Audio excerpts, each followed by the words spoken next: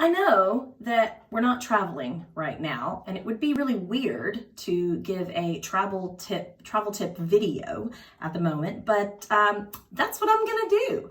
You see, I just got back from a trip, luckily, and I'm actually cleaning up from that trip, and I thought, hey, I think I'll go ahead and show you some of my travel tips that I do. So first thing I do is I kind of prep for the next trip by unpacking.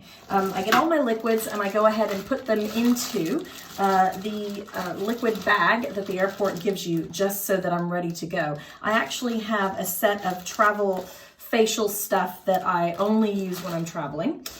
These little things are actually Q-tip things with eye makeup remover in them. Brilliant. All the liquids and things go in there. Okay. I even have a toothbrush that I only use when I travel. So that's going back in there. It's all cleaned and disinfected, ready to go. And then I'll throw in a few more extra things. I use as less liquids as possible, like solid perfume, and also, where to go, solid deodorant, less liquids, easy to travel with. So get everything kind of packed, unpacked and packed for the next trip. I also wash up all of my travel clothes. I actually have an outfit that I always wear when I'm traveling to and from. It's the same, it's called my airplane outfit. And I also have a pair of pajamas that I only wear when I travel.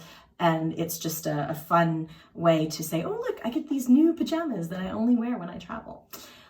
I know, travel tips seem a little weird right now, but still thought I'd tell you them anyway. Okay, well, I'm gonna clean this sink up, wash my hands, and I'll catch you next time.